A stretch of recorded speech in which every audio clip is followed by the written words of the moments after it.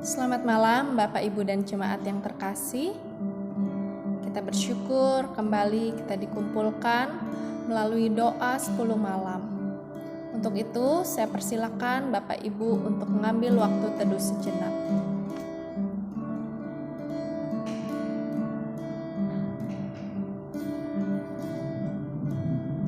Mari Bapak Ibu, kita mau menaikkan pujian Hanya Dekat Kasih-Mu Bapa. Hanya dekat kasih-Mu Bapa, jiwaku pun tentram. Engkau menerimaku dengan sepenuhnya, walau dunia melihat rupa, namun Kau memandangku sampai kedalaman hatiku. Tuhan, inilah yang ku tahu, Kau mengenal hatiku jauh melebihi semua yang terdekat sekalipun. Tuhan, inilah yang ku mau, Kau menjaga hatiku supaya kehidupan memancar senantiasa. Tuhan, inilah yang ku tahu. Tuhan, inilah yang ku tahu, Kau mengenal hatiku jauh melebihi semua yang terdekat sekalipun. Tuhan, inilah yang ku mau, Kau menjaga hatiku supaya kehidupan memancar senantiasa, supaya kehidupan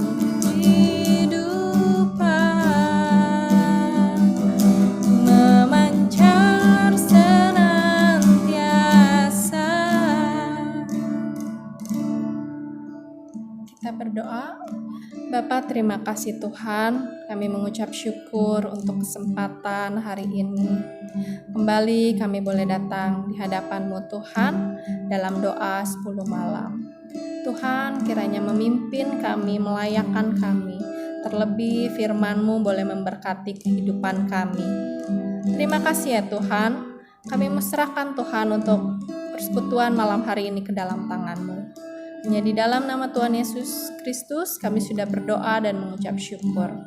Amin. Saya akan membacakan Mazmur 139 ayat 1 sampai 6 untuk memimpin biduan. Mazmur Daud. Tuhan, Engkau menyelidiki dan mengenal aku. Tuhan mengetahui kalau aku duduk atau berdiri. Engkau berdiri pikiranku dari jauh. Engkau memeriksa aku kalau aku berjalan dan berbaring.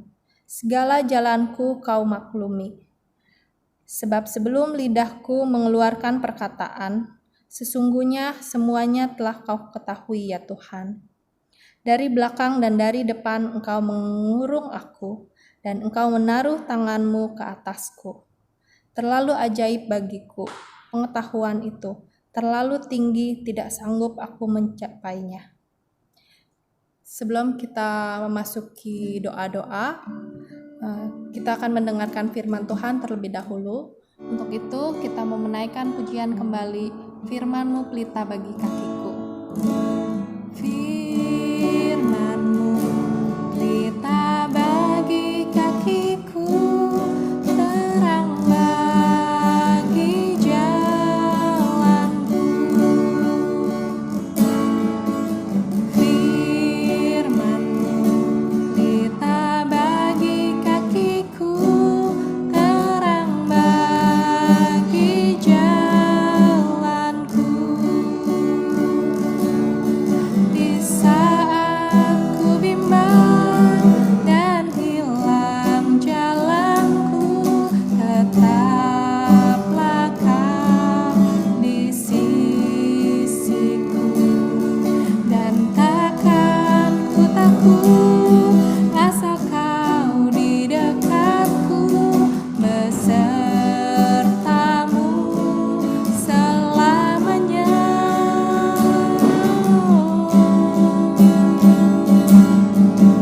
Firman-Mu pelita bagi kakiku, terang bagi jalanku. Terang bagi jalanku. Bapak, Ibu, saudara-saudara, mari kita berdoa sebelum kita membaca dan merenungkan firman Tuhan. Bapa di dalam surga, kembali kami datang kepadamu Tuhan.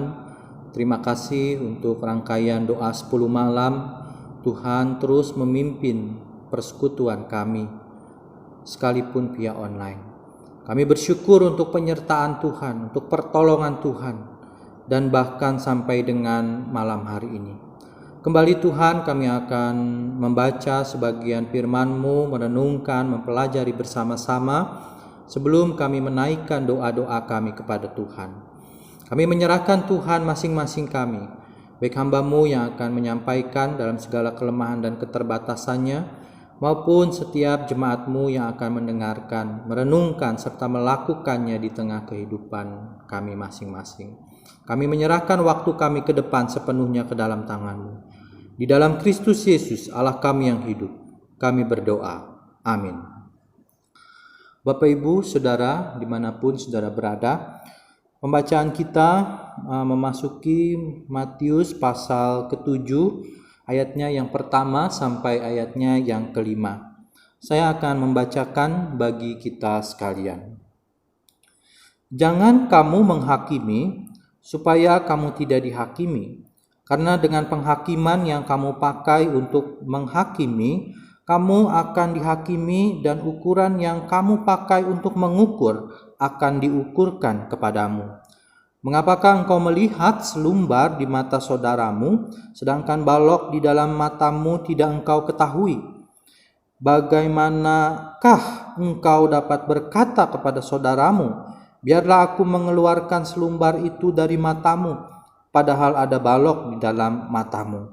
Hai orang munafik, keluarkanlah dahulu balok dari matamu, maka engkau akan melihat dengan jelas untuk mengeluarkan selumbar itu dari mata saudaramu. Bapak, Ibu, saya mengingatkan kembali bahwa di dalam doa 10 malam ini kita membahas khotbah Yesus di bukit. Dan pada sore hari ini kita masuki topik hal menghakimi. Bapak, Ibu, saudara-saudara, dimanapun saudara berada, bagian ini mau mengajarkan kepada kita bagaimana sikap kita terhadap perilaku dan kesalahan orang lain atau sesama kita. Beberapa waktu yang lalu saya menyaksikan satu berita. Ada 2 orang penjamret yang dipukuli massa sampai habis-habisan. Jadi si penjamret ini menarik tas dari seorang ibu yang juga mengendarai motor. Kemudian ketika 2 orang penjamret ini kabur, dia tertabrak mobil. masa melihat hal itu menjadi emosi dan kedua orang itu dipukuli sampai habis. Dan bersyukur ada aparat yang menyelamatkan dua orang itu. Dan inilah Bapak Ibu kecenderungan kita, ya, bahwa ketika kita melihat kesalahan orang lain, kecenderungan kita adalah dengan mudah kita bisa menghakimi orang itu menurut ukuran yang kita pakai, dan kita anggap orang itu layak mendapatkan hukuman dari apa yang kita lakukan. Nah, Bapak Ibu yang dikasihi Tuhan, bagian ini memang ditujukan kepada para ahli Taurat dan orang Farisi, namun juga ini sebagai peringatan kepada kita, orang-orang percaya, pengikut-pengikut Yesus. Ada dua nasihat yang dapat kita lihat di dalam pembacaan kita. Yang pertama, dengan jelas dikatakan, jangan kamu menghakimi supaya kamu tidak dihakimi. Ya, mengapa kita tidak boleh menghakimi sesama kita? Katakan supaya kamu juga jangan dihakimi.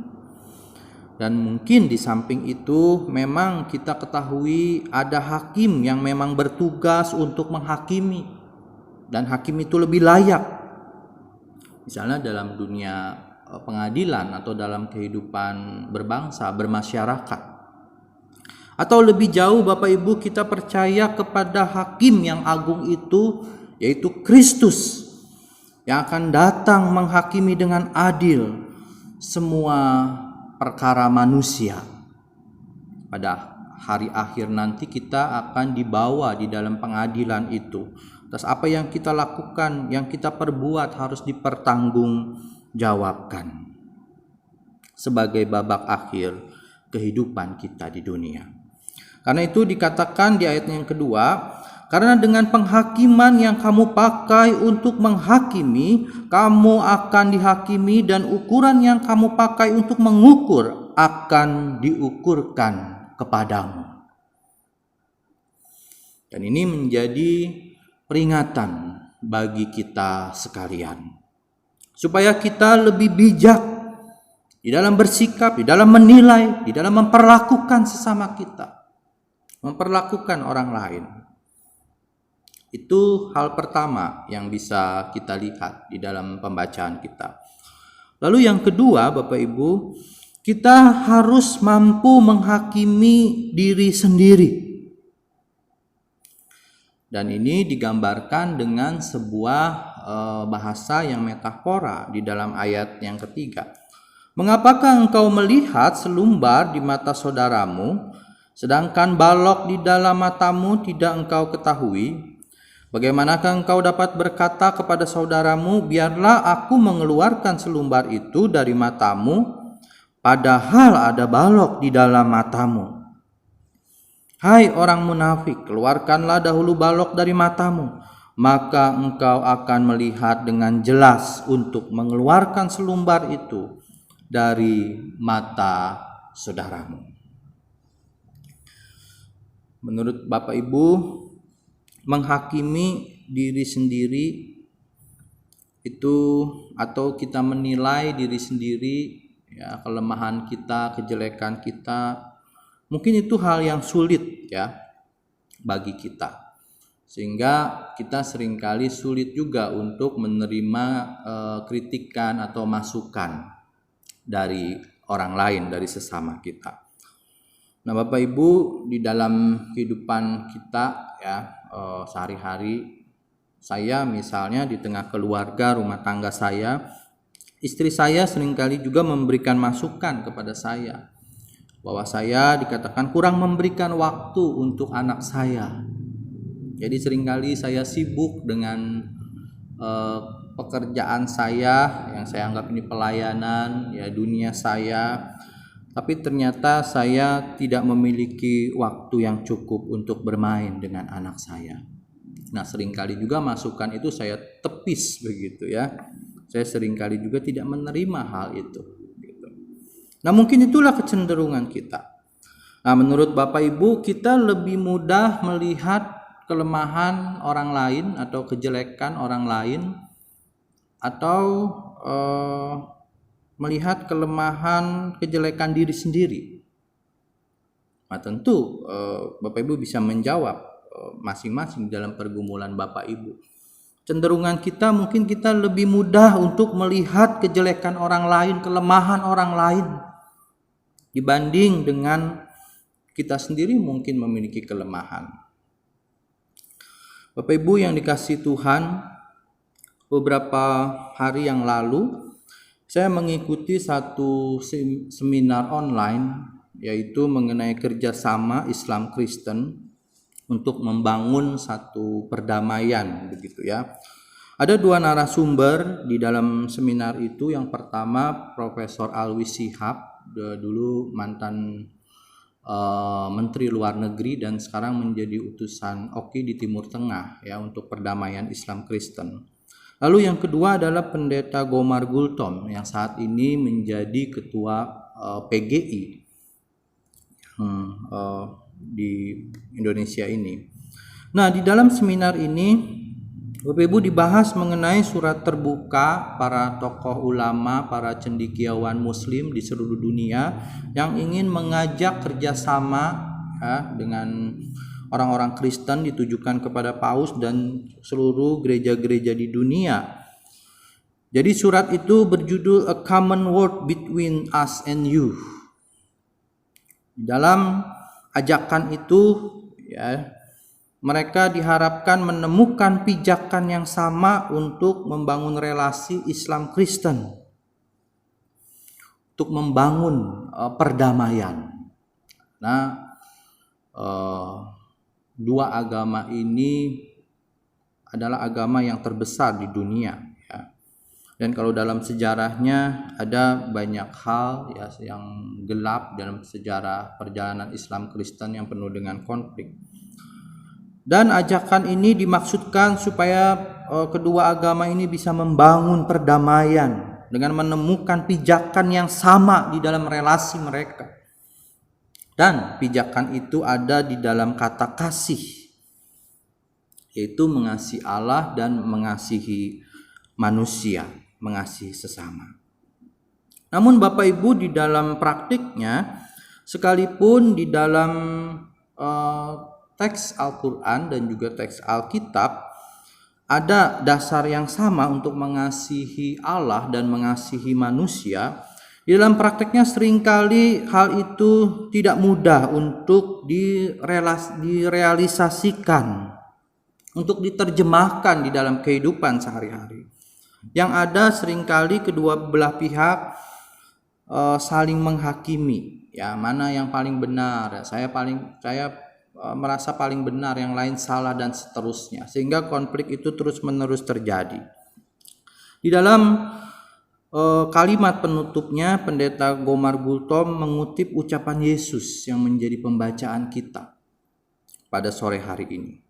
Keluarkanlah dahulu balok dari matamu, maka engkau akan melihat dengan jelas untuk mengeluarkan selumbar dari mata saudaramu. Dengan kata lain, Pak Gomar mau mengatakan masing-masing pihak harus memiliki kepekaan ya, dengan dirinya masing-masing, atau memiliki sikap autokritik. Dengan istilah lain, sebelum orang lain menegur kita akan kesalahan kita, kita hendaknya menyadari lebih dulu akan kesalahan kita. Sehingga dengan demikian relasi itu, ya keterbukaan itu bisa terjadi dan perdamaian itu bisa terjadi. Bapak Ibu yang dikasihi Tuhan, sebagai refleksi kita di dalam renungan kita di tengah situasi kita saat ini mungkin membuat kita menjadi tidak sabar karena pandemik ini. Kita menyalahkan pemerintah, bahkan juga di dalam PSBB yang kembali diperpanjang, usaha pekerjaan mungkin mandek. Mungkin kita menjadi emosi, menghakimi orang lain, menghakimi aparat, pejabat pemerintah, bahkan juga mungkin presiden. Mari di dalam pekan doa ini kita tetap menjaga hati kita. Kita tidak terjebak dengan situasi saat ini, sehingga kita tidak jatuh di dalam dosa untuk menghakimi bahkan juga menyalahkan apa yang ada di sekitar kita. Dan melalui pekan doa ini kita terus diingatkan bahwa kita memiliki penolong yang setia, yang berkuasa, yaitu Roh Kudus yang akan menyertai perjalanan dan pergumulan kita masing-masing. Kiranya firman Tuhan menjadi berkat. Amin. Kita akan masuk di dalam pokok-pokok doa yang akan kita doakan bersama-sama. Mari Bapak Ibu yang di rumah, saya persilahkan untuk kita mengambil sikap doa di hadapan Tuhan. Kita bersyukur Tuhan terus menolong kita di tengah situasi yang sulit. Tuhan terus menopang kita dengan kesehatan yang baik, dengan pemeliharaan Dia. Bahkan dalam masa pekan doa ini, kita kembali diingatkan sebagaimana murid-murid menantikan penolong, penghibur di dalam pergumulan mereka. Demikian juga kita di dalam masa pekan doa 10 malam ini, kita juga berharap terus kepada pertolongan Tuhan, penyertaan Tuhan, janji Tuhan yang akan senantiasa menguatkan kita. Mari kita terus pelihara iman percaya kita kepada Dia, bahwa Roh yang berkuasa itu akan menyertai kita dalam setiap situasi pergumulan yang kita hadapi saat ini. Saya memberi kesempatan Bapak Ibu secara pribadi untuk datang di dalam doa. Bapak Ibu menyatakan apa yang menjadi kerinduan, pergumulan di tengah keluarga, di dalam kehidupan, usaha, pekerjaan. Mari kita nyatakan kepada Tuhan.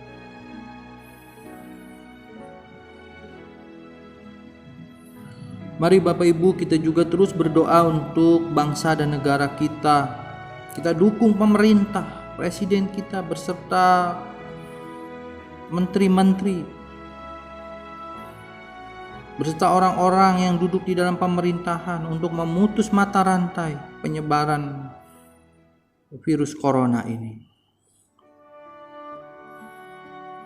Mari kita ambil bagian apa yang bisa kita lakukan untuk mendukung pemerintah. Dan kita terus berdoa Tuhan campur tangan di dalamnya. Dan pandemik ini kita percaya akan berakhir dan Tuhan akan campur tangan di dalamnya. Saya juga memberi kesempatan kepada Bapak Ibu di dalam pergumulan Bapak Ibu saudara-saudara masing-masing. Mungkin di dalam kesehatan, di dalam keluarga, di dalam usaha, dalam pekerjaan yang sedang Bapak Ibu gumuli, di dalam pelayanan, di tengah situasi seperti ini. Mari kita nyatakan doa-doa kita kepada Tuhan.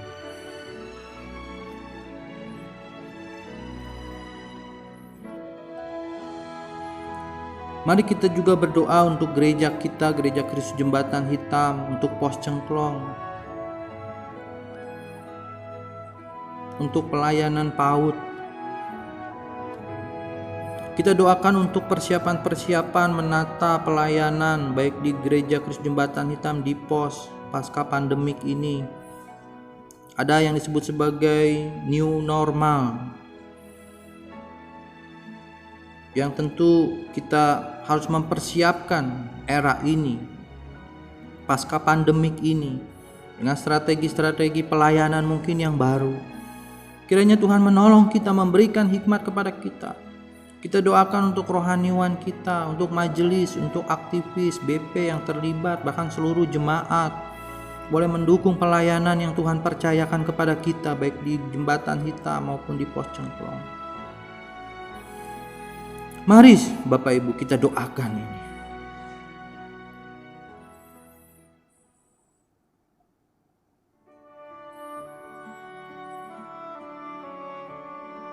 Mari Bapak Ibu kita sempurnakan untuk doa-doa kita ini dengan doa yang Tuhan Yesus ajarkan kepada kita. Bapa kami yang di sorga, dikuduskanlah namamu, datanglah kerajaanmu, jadilah kehendakmu di bumi seperti di sorga. Berikanlah pada kami pada hari ini makanan kami yang secukupnya, dan ampunilah kesalahan kami seperti kami juga mengampuni orang yang bersalah kepada kami. Dan janganlah membawa kami ke dalam pencobaan, tetapi lepaskanlah kami daripada yang jahat.